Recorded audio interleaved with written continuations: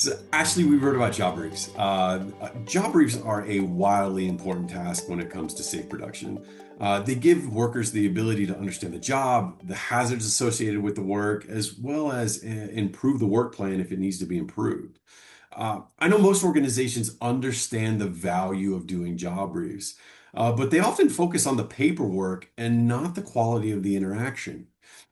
In this blog, we actually focused on building high quality job briefs.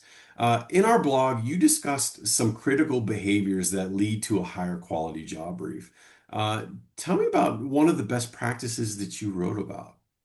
Yeah, absolutely. Thank you for looping me in on this topic. So, I focused in on the meeting itself, and one of the critical behaviors that I discussed in the blog is sharing a compelling message of safety and professionalism over production at the end of the job brief. So, there's a real temptation for facilitators to end meetings with a message that production, speed, and efficiency are all priorities for the day. And production pressure is a real trap, especially with evolving business environments and rapidly shifting priorities within an organization. And so these factors lead to an emphasis on speed, and therefore, inadvertently, safety becomes second or third on that priority list. Big time. So, Brian, you wrote about what leaders need to do to facilitate a high quality job brief. Can you tell me about something that you wrote about? Yeah, absolutely. So one of the things I talked about is just simply coaching. We know behavior needs coaching to improve.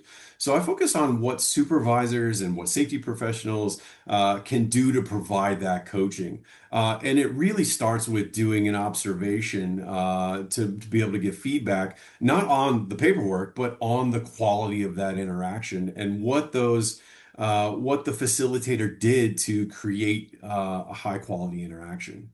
Um, Ashley, again, thanks so much for blogging with me this time. And for our audience watching the video, please read the blog if you want to learn more.